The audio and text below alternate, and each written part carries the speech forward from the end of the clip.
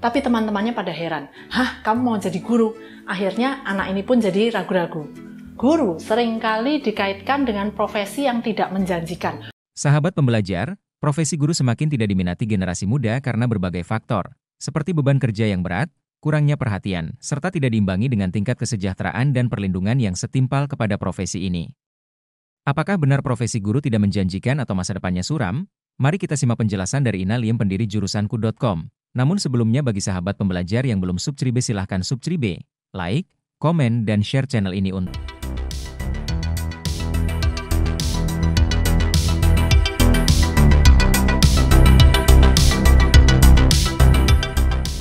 Saat berkonsultasi jurusan, pernah ada seorang siswa SMA yang sebetulnya ingin jadi guru. Tapi teman-temannya pada heran, "Hah, kamu mau jadi guru?" Akhirnya anak ini pun jadi ragu-ragu. Guru seringkali dikaitkan dengan profesi yang tidak menjanjikan. Jangan lupa subscribe, like, komen, dan share. Khususnya dalam hal keuangan atau istilahnya nggak ada duitnya. Jadi bayangan guru itu masih seringkali naik sepeda ontel kayak zaman dulu mungkin ya. Padahal coba amati di sekitar kita. Sekolah National Plus atau International School menjamur 10-15 tahun belakangan. Guru-guru dituntut untuk mengajar dalam bahasa Inggris, padahal banyak yang belum siap. Akibatnya, bahasa Inggris acak-acakan atau ala kadarnya. Jadi guru yang bisa mengajar dalam bahasa Inggris dengan baik, kebutuhannya meningkat pesat, bahkan diperebutkan. Kali ini kita akan membahas mengenai jurusan pendidikan, khususnya untuk anak usia dini, atau disingkat PAUD, pendidikan anak usia dini. Jurusan ini seringkali terlewat dari pilihan kita pada saat ingin menentukan pilihan jurusan. Padahal, menurut pengamatan saya selama menjadi konsultan karir, banyak anak yang menurut saya itu cocok dan akan suka di bidang ini. Nah, bagi yang suka anak kecil dan suka seni apapun termasuk seni musik, drama atau pertunjukan, kerajinan tangan, jurusan ini sebetulnya menarik karena pekerjaan sehari-harinya memang berkaitan dengan itu. Bicara soal prospek, saat ini baru 22% guru TK di Indonesia yang merupakan lulusan S1. Sedangkan pemerintah kita saat ini sudah menargetkan tahun 2020 semua guru TK di Indonesia harus lulusan S1. Itu baru jenjang studinya harus S1. Alangkah baiknya kalau memang sesuai dengan bidangnya, yaitu memang lulusan pendidikan anak usia dini.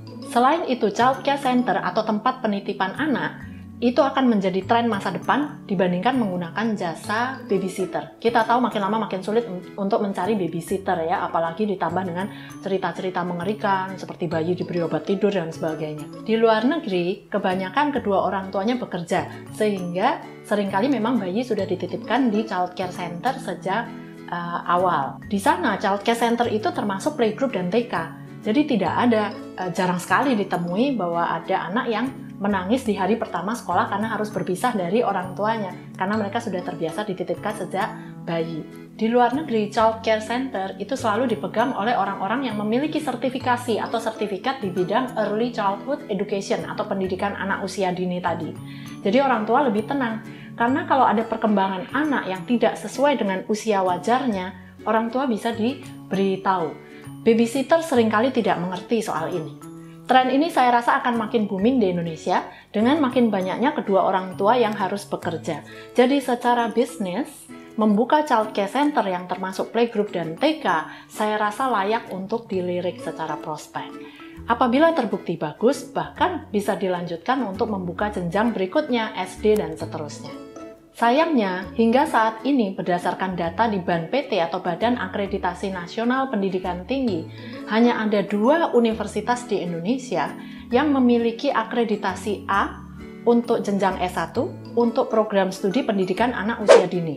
Yang satu ada di Jogja, yaitu Universitas Negeri Yogyakarta, dan yang satu lagi ada di Bandung, yaitu UPI atau Universitas Pendidikan Indonesia. Di luar negeri pilihannya lebih banyak. Bachelor of Early Childhood Education biasanya mencakup mulai dari bayi baru lahir hingga usia yang berbeda-beda. Ada universitas yang mencakup dari bayi baru lahir hingga usia 5 tahun. Ada juga yang hingga usia SD kelas 3. Silakan dicek di masing-masing website universitas. Tapi bagi yang suka praktek, di Australia ada pilihan menarik.